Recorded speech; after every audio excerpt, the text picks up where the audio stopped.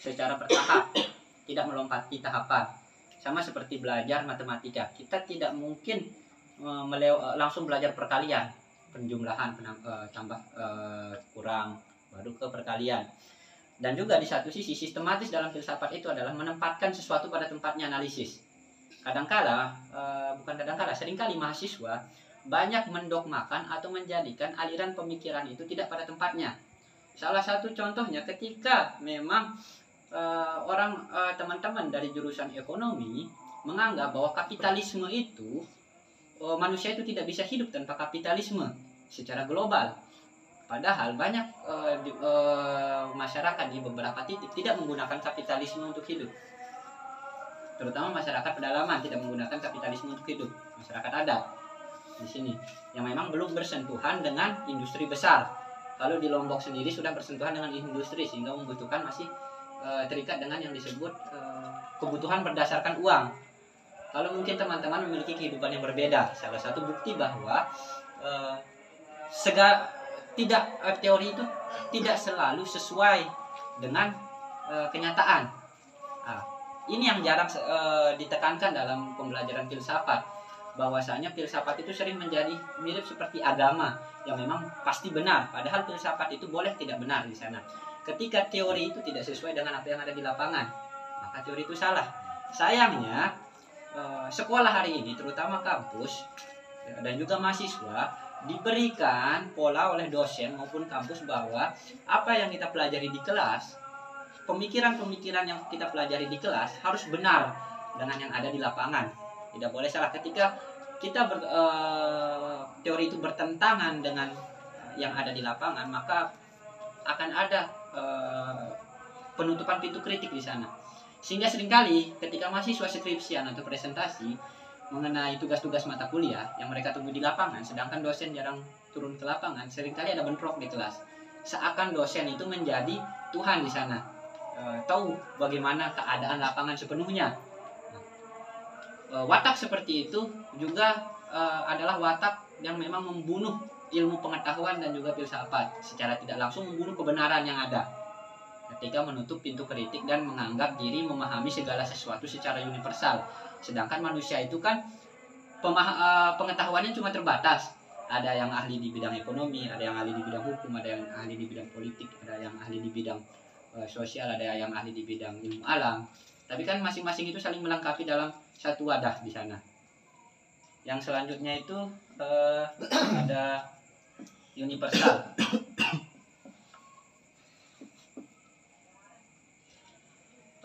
Dalam universal yang dimaksudkan dalam filsafat ini adalah bagaimana filsafat itu dapat membahas segala sesuatu. Bersifat menyeluruh, artinya dia bisa masuk dalam segala hal, agama, ilmu pengetahuan, politik, dan juga pembahasan sederhana yang ada di masyarakat. Namun kita juga harus jeli dan juga kritis dalam melihat hal ini. Pembahasan apa yang tepat? Apa yang memang harus kita bahas? Apakah semua hal harus kita bahas? Ketika kita tidak jeli dan juga tidak dapat berpikir kritis dalam hal apa yang akan kita bahas, kita akan membuang-buang waktu kita. Salah satu contohnya ketika seseorang cenderung menghabiskan waktunya terlalu banyak membahas contoh tentang debat presiden seperti kemarin tanpa orientasi yang jelas. Memang benar ya menggunakan metode filsafat, tapi ia tidak kritis dalam melihat apa yang harus dibahas sebenarnya di sana. Filsafat itu menekankan bagaimana pengembangan pola pikir manusia, bagaimana membedah apa yang terjadi di lapangan, keadaan sosial hari ini, realitas hari ini. Namun ketika pembahasan itu menjauhkan kita dari keadaan hari ini dan juga realitas hari ini, maka apa gunanya filsafat? Ketika kita hanya berada di ruang kelas membahas tentang lubang hitam di alam semesta, tentang meteor, tentang bagaimana membangun perusahaan di sana. Apa gunanya ketika itu bertentangan dengan apa yang terjadi di lapangan dan juga itu bertentangan dengan hal-hal yang memang sepatutnya dibahas. Ketika itu memang menghabiskan waktu. Memang itu bagus untuk meningkatkan daya pikir seseorang. tetapi akan lebih baiknya ketika itu dikaitkan dengan realitas sosial hari ini, realita hari ini, lebih menumbuhkan pikiran kritis mahasiswa. Namun sayangnya realita yang kita temukan hari ini di kampus ya begitu, karena kampus hari ini tidak didasarkan pada filsafat. Kawan-kawan sudah lebih banyak mengkaji hal itu daripada saya. Kampus didasarkan pada hal-hal yang bersifat komersil, keuntungan, alat politik di sana. Politik maksudnya politik praktis negara, alat reaksioner negara. Ini ciri khas dalam berpikir filsafat radikal, sistematis, universal. Kalau ada yang mengatakan radikal itu ekstrim menentang kawan-kawan, maka ia tidak memahami konteks bahasa radikal. Kata radikal itu asal usulnya dari mana? Kalau itu kan berasal dari bahasa Yunani radix. Cuma banyak mahasiswa tidak tahu asbun, asal bunyi, tidak tahu apa itu radikal. Mereka terang-terangan mengatakan ini radikal, ini radikal, ini radikal, tanpa memahami apa itu radikal sebenarnya. Sedikit-sedikit ada orang aksi dikira radikal, sedikit-sedikit ada orang ngelawan dikira radikal tanpa tahu konteksnya.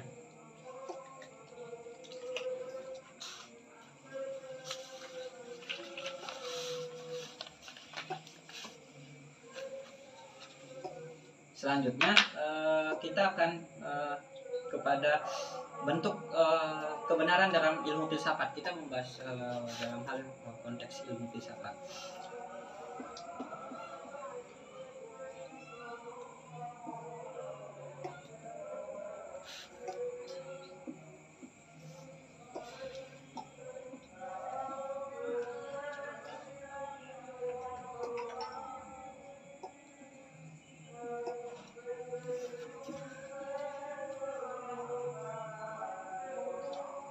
Yang pertama, kebenaran dalam filsafat itu ada kebenaran ilmiah. Kebenaran ilmiah ini didasarkan pada metodologi penelitian yang mungkin bagi kawan-kawan mahasiswa sudah mempelajari metode kualitatif, kuantitatif. Namun bukan berarti segala sesuatu kebenaran itu didasarkan pada metode ilmiah. Tidak semua kebenaran itu adalah kebenaran ilmiah. Maka kebenaran ilmiah ini terbatas pada konteks penelitian dan juga pengembangan saja, pengembangan teori.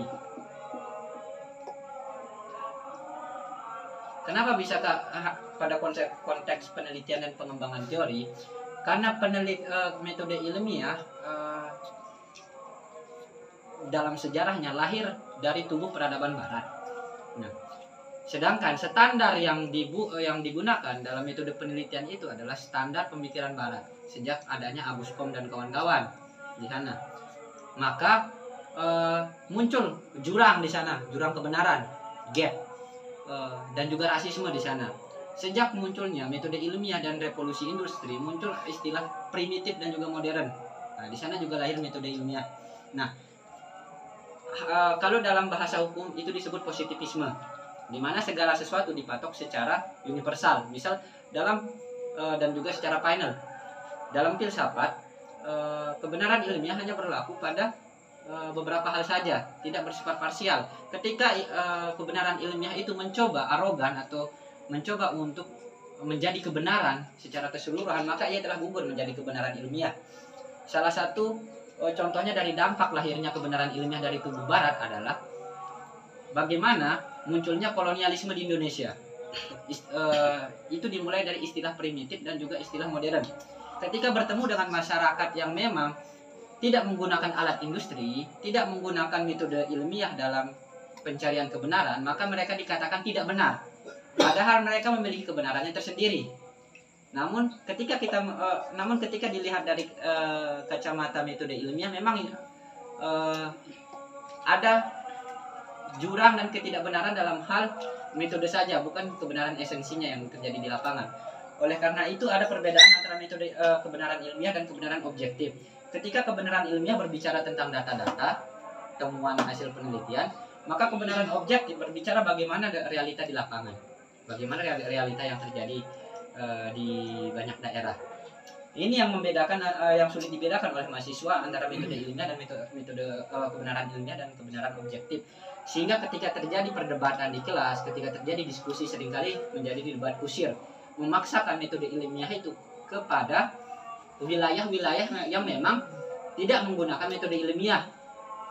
Contohnya di Indonesia sendiri banyak standar kebenaran, masing-masing masyarakat adat tidak menggunakan kebenaran ilmiah. Apakah orang-orang itu tidak benar? Pertanyaannya belum tentu di sana, karena mereka memiliki pola hidupnya sendiri, apa yang mereka sudah uji coba selama ribuan tahun, dan itu seringkali melalui kacamata kampus dianggap sebagai hal yang kolot dan juga hal yang memang tidak pantas ada. Kita bisa melihat dari karakteristik dosen-dosen dan para intelek yang ada di kampus ketika bertemu dengan orang-orang yang di luar kampus, seakan-akan mereka memegang kebenarannya sendiri. Mereka adalah standar kebenaran bagi realitas, bagi keadaan-keadaan di luar sana. Contohnya yang terdekat kasus penemuan pengganti bensin menggunakan air. Nah, muncul perdebatan antara orang yang memiliki gelar sarjana atau dosen-dosen dan guru besar yang menganggap diri menguasai metode ilmiah, hanya melihat melalui kacamata metode ilmiah, dengan orang yang tidak memiliki gelar sama sekali. Di sana kita bisa melihat jurang bahwa ada rasisme dalam hal kebenaran dan ilmu pengetahuan. Bentuk rasisme itu adalah bagaimana orang-orang yang mengklaim kepemilikan atas kebenaran ilmiah terhadap orang yang tidak memiliki gelar adalah orang yang tidak pantas berbicara akan kebenaran itu sendiri. Seringkali kita temukan itu, baik tentang kejadian sosial. Kamu tidak pantas berbicara karena kamu bukan di bidang ilmu itu. Kamu tidak pantas berbicara karena kamu tidak pernah kuliah. Padahal belum tentu. Filsafat menolak hal itu sebenarnya. Filsafat tidak terikat dengan gelar. Filsafat tidak terikat dengan kampus. Filsafat bisa ada di mana saja. Persetan gelarnya mau SSI, SIP, SH, SE. Ya kalau memang goblok walaupun SSI ya goblok. Sudah seharusnya dalam filsafat itu menekankan kesetaraan dalam ilmu pengetahuan. Karena kenapa harus dalam ilmu pengetahuan? Ketika di dalam otak manusia sudah ada rasisme, maka tindakannya juga akan menjadi rasis di sana. Sederhananya melalui bagaimana kacamata kebenaran, bagaimana melihat fenomena sudah rasis, maka secara tidak langsung tindakannya akan rasis di sana. Tindakan ia tidak akan dapat menganalisa keadaan dengan baik. Ada campur tangan subjektivitas yang sangat besar, kepentingan yang sangat besar di dalam dirinya. Memang ilmu pengetahuan itu tidak terikat dengan tidak bisa lepas dari kepentingan. Tapi bagaimana menghilangkan kepentingan derajat istilahnya persentase subjektivitas itu mengurangi. Tentunya kita memiliki kepentingan sendiri untuk mengkaji sesuatu, mempelajari sesuatu. Tapi derajat subjektif itu bisa ditekan melalui metode yang kita pelajari dan juga buku-buku yang kita baca dan diskusi dengan kawan-kawan. Yang selanjutnya kebenaran metafisik. Kebenaran metafisik ini erat kaitannya dengan mungkin kawan-kawan pernah mempelajari tentang idealisme, tentang sesuatu yang abstrak, tentang sesuatu yang tidak terlihat di dunia ini. Itu sederhananya itu kebenaran metafisik didasarkan pada kata meta dan psikos. Artinya melampaui bentuk fisik. Yang selanjutnya kebenaran absolut. Kebenaran absolut bisa dikatakan keyakinan masing-masing, bukan hanya agama. Apapun keyakinan subjektif kawan-kawan dapat menjadi kebenaran absolut bagi masing-masing orang. Kenapa bukan hanya agama? Karena yang dikatakan kebenaran absolut itu kebenaran yang menutup pintu kritik. Selama itu membuka pintu kritik, maka ia tidak absolut. Makanya kebenaran absolut itu sebenarnya tidak ada di dunia ini, dunia manusia. Dalam hal pemikiran manusia. Ketika manusia menutup pintu kritik dalam pikirannya, maka ia sudah menjadi Tuhan. Tuhan-Tuhan kecil bahasanya di dunia. Kalau bahasa lainnya menjadi seseorang yang diktator terhadap orang lain dalam hal pemikiran. Oleh karena itu pemikiran absolut kita bisa katakan dalam konteks ini memang tidak memiliki ruang bagi pemikiran manusia kecuali keyakinan, karena berbeda pemikiran dengan keyakinan manusia. Tapi di satu sisi pemikiran bisa menjadi dogma. Salah satu contohnya perdebatan yang pernah terjadi di abad 19 antara Marxisme dengan anarkisme, dan juga sebelumnya perdebatan antara idealisme dan materialisme, dan sebelumnya tentang empirisme dan rasionalisme. Selalu menjadikan itu dogma sehingga melupakan hal objektif apa yang terjadi di era itu, apa yang harus dilakukan, larut pada perdebatan, apa yang harus dikembangkan, apa yang harus dilakukan untuk menyelesaikan masalah yang ada. Nah, fenomena itu terulang kembali hari ini di kampus. Perdebatan tentang idealisme materialisme, perdebatan tentang empirisme dan juga rasionalisme. Selalu kita mahasiswa larutkan akan hal itu, sehingga kita melupakan apa yang terjadi di kampus hari ini. Khususnya bagi mahasiswa, kita disibukkan dengan perdebatan siapa yang lebih benar antara materialisme dengan idealisme. Dan ketika kita berdebat, masalah yang ada itu semakin besar. Filsafat menekankan perdebatan seperti itu bukanlah perdebatan dogma. Jangan jadikan sebagai perdebatan dogma, tapi bagaimana perdebatan yang akan menghasilkan sintesis baru. Contohnya dalam pemikiran sebelumnya menghasilkan metode gerakan yang baru. Antara perdebatan Marxisme dan juga anarkisme menghasilkan anarko-sindikalis. Di sana antara Johann Moos dan juga Alexander Beckmann dan kawan-kawan menghasilkan bentuk gerakan yang baru yang sesuai dengan daerah itu yang di Eropa, dan belum tentu bisa digunakan di Indonesia, tergantung bagaimana kita melihat keadaan. Ada yang mau ditanyakan sebelumnya?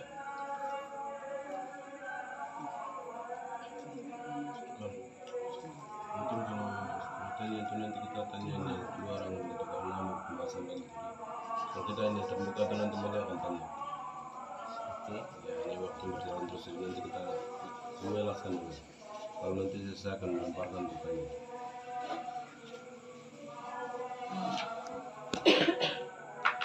Bagaimana filsafat hari ini? Sebelumnya kita berbicara tentang karakteristik filsafat. Kita langsung saja karena waktu tidak terlalu banyak. Kalau kawan-kawan mau diskusi tentang bagaimana sejarah filsafat yang panjang, bagaimana alur pemikiran sampai filsafat seperti hari ini, kita bisa diskusi di luar forum ini bebas. Nah, ini bisa santai-santai.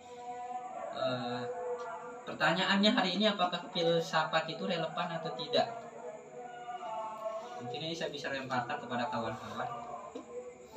Terutama ada pernyataan pada abad 19 yang mengatakan para filsuf hanya bisa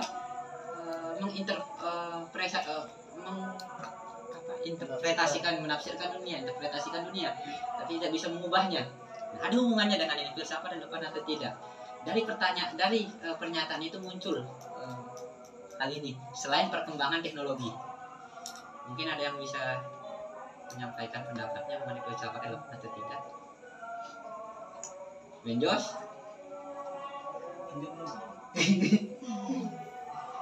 Kalau kita melihat teknologi hari ini dan juga pernyataan Karl Marx, memang pada masa itu Karl Marx mengatakan itu sebagai kritik terhadap orang-orang di Jerman, terutama Hegelian sayap kanan, yang hanya berdiskusi di dalam ruang mereka, di dalam kampus-kampus seperti hari ini, sehingga merupakan realitas. Muncul kritik seperti itu kalau kita mau melihat kritik Karl Marx. Tapi kita tidak bisa menjadikan hal itu sebagai hal yang universal. Maksudnya hal itu mutlak, bahwa secara keseluruhan itu benar. Itu benar pada konteks ketika Karl Marx mengkritik orang-orang yang sibuk berdiskusi di dalam kelas tanpa mengaitkan apa yang mereka diskusikan dengan keadaan di luar sana. Sedangkan ilmu pengetahuan tidak bisa berkembang tanpa adanya realitas sosial atau lapangan. Nah, mungkin saja hari ini kita bisa menggunakan itu untuk menembak bagaimana filsafat itu hanya bersembunyi di dalam ruang kelas, hanya digunakan sebagai alat borjuasi untuk menipu banyak orang, atau bisa dikatakan sofisme mereka.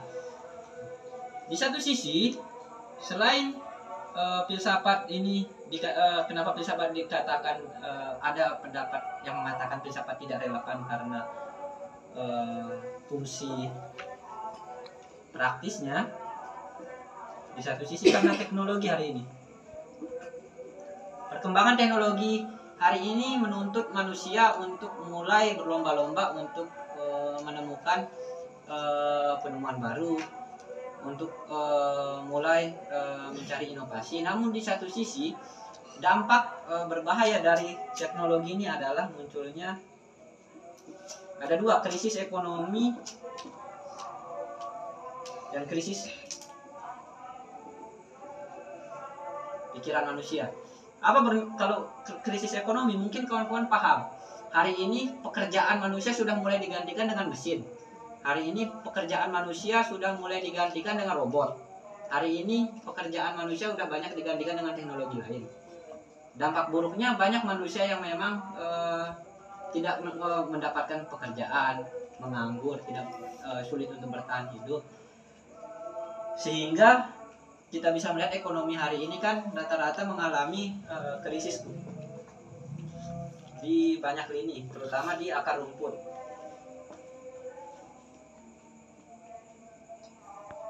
Mungkin kawan-kawan lebih banyak membahas ini daripada saya. Kita lompati aja ini. Selanjutnya krisis dalam hal pikiran dan juga etika.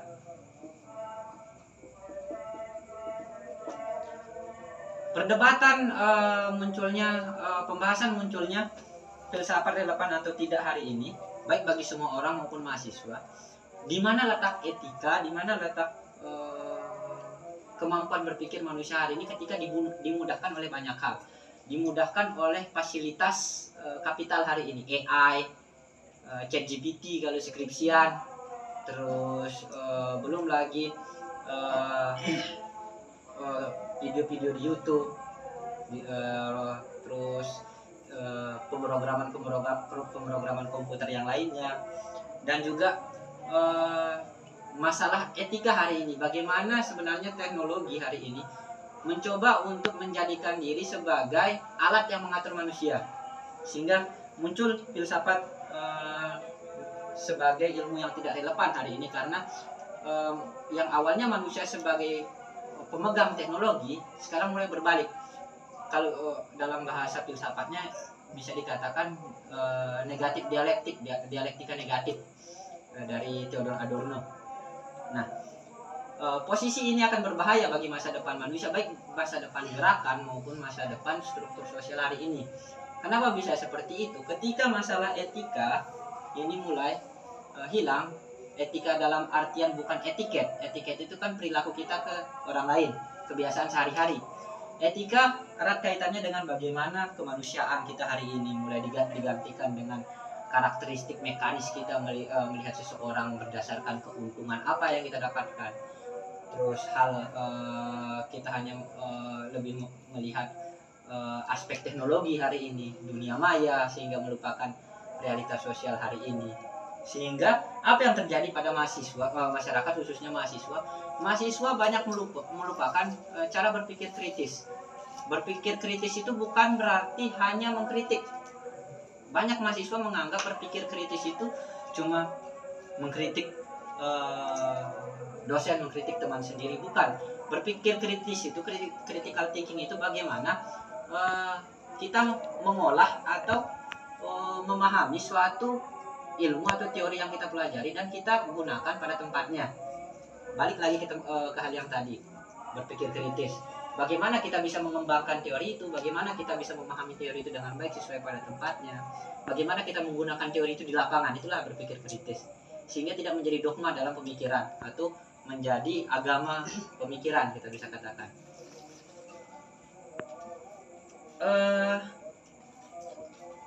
Kalau kita mau melihat jawaban filsafat ini relevan atau tidak hari ini, tentunya ia masih relevan. Apa bentuk relevannya? Manusia masih membutuhkan etika untuk hidup, etika dan pikiran. Ia tidak bisa digantikan dengan teknologi kesadaran buatan. Sebagus apapun kesadaran buatan yang dihasilkan oleh kapitalisme untuk kemudahan hidup manusia, ia tidak bisa menggantikan atau membedakan mana yang baik dan mana yang benar. karena pemrograman ya udah diprogram, komputer itu sudah diprogram bahwa ini yang benar, ini yang salah berdasarkan kepentingan dari pencipta komputer itu. Kita contohkan begini, ketika ada seseorang membuat alat perang, rudal, ia tidak peduli apakah yang ditembak itu anak kecil, orang tua, perempuan, atau banyak orang sipil di sana. Fungsi program rudal itu apakah menembak atau tidak, itu yang tidak bisa digantikan dari itu kelemahan teknologi yang tidak yang memang belum sampai pada aspek kesadaran diri bahwa tidak seperti manusia, belum bisa membedakan mana yang benar. Kalau manusia kan kita megang pistol atau megang pisau, ada banyak anak-anak dan juga ada orang yang mau kita bunuh misalnya, kita pasti membedakan apakah anak-anak ini kita bunuh atau enggak, benar enggak kita bunuh anak-anak atau enggak di sana. Apakah orang yang memang bersalah aja yang dibunuh. Sedangkan teknologi tidak memperhatikan hal itu, babat bunuh saja di sana. Target selesai seperti yang diprogramkan oleh pencipta teknologi ataupun kepentingan kapital hari ini. Nah ini pentingnya filsafat bagi mahasiswa karena ia masih relevan dalam hal etis dan juga dimensi bagaimana pengembangan pikiran kita. Salah satu analisa yang penting dalam filsafat itu bagaimana kita menganalisis hari ini variabel-variabel apa saja yang mempengaruhi keadaan hari ini, apa dampaknya di hari ini, sehingga kenapa bisa terjadi fenomena sampai seperti ini. Ada pertanyaan yang memang kita pelajari sejak SMA, 5W1H, tapi dalam filsafat lebih dalam dari hal itu pertanyaannya. Apakah memang ini sesuai dengan hak asasi manusia? Kita mencari dan mengupas, membedah apakah itu sesuai dengan kebenaran yang ada dalam diri manusia. Apakah itu memang hal yang sepatutnya terjadi dalam filsafat? Filsafat mencoba mendorong kita untuk berpikir berpikir lebih kritis dan mengkaji sesuatu itu lebih dalam. Mungkin saja dalam dunia kampus ilmu pengetahuan kawan-kawan diajarkan dalam penelitian teori, ya teorinya sudah begini tanpa mempedulikan keadaan orang.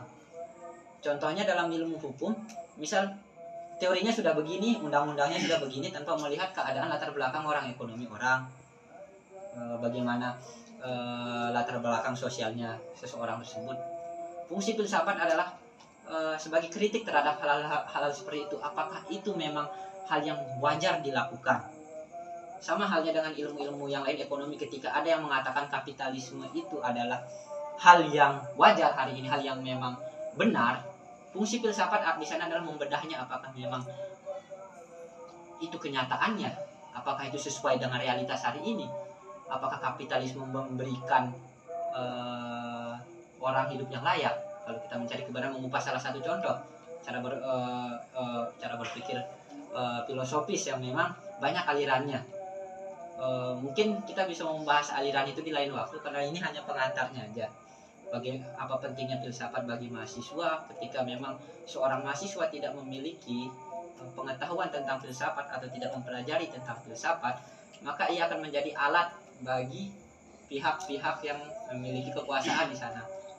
Mungkin kita tidak memiliki power, tapi sekurang-kurangnya kita masih memiliki pikiran untuk membedakan mana yang benar dan mana yang salah. Itulah fungsi filsafat.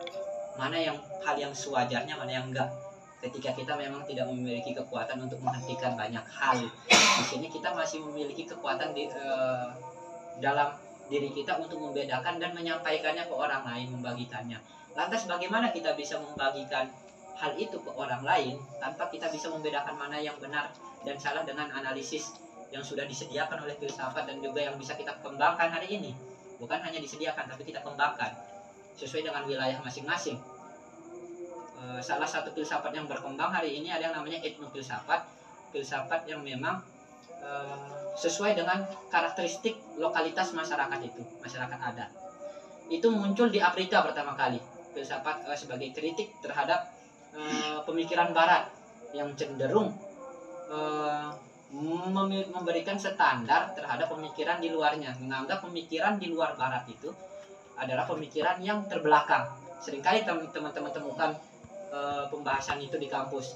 apa pemikiran terbelakang atau enggak pemikiran terbelakang itu ketika kita masih saja mempertahankan apa kearifan lokal kita yang memang tidak merugikan banyak orang.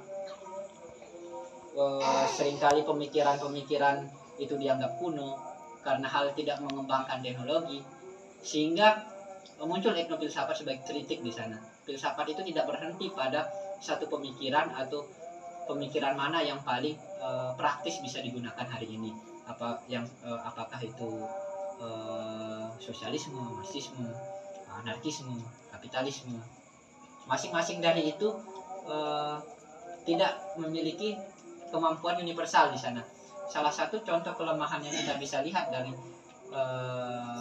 pemikiran kapitalisme maupun marxisme, kapitalisme seperti yang tadi tidak mampu membenarkan teorinya di segala tempat, sama halnya dengan marxisme. Materialisme dialektika historis tidak bisa mengafirmasi atau mengiyakan seluruh struktur sosial di dunia. Ada struktur sosial yang memang tidak melalui fase perbudakan, ada fase yang tidak melalui fase feodalisme. Masing-masing struktur sosial berbeda-beda. Oleh karena itu fungsinya filsafat sebagai penyeimbang di sana, penyeimbang dan mencegah kita agar tidak berpikir dogmatis, agar tidak menganggap apa yang kita pikirkan itu sebagai kebenaran mutlak. Apa yang kita baca hanya sekedar baca di buku, karena mahasiswa kan yang dikatakan mahasiswa elit itu di satu sisi mahasiswa yang membaca buku, mahasiswa yang diskusi, agar apa yang tidak sekedar kita baca dan diskusikan sebagai dogma di sini kita bisa selaraskan dengan apa yang terjadi di realitas kita, realitas sosial, realitas kosmis kita. Itu aja mungkin.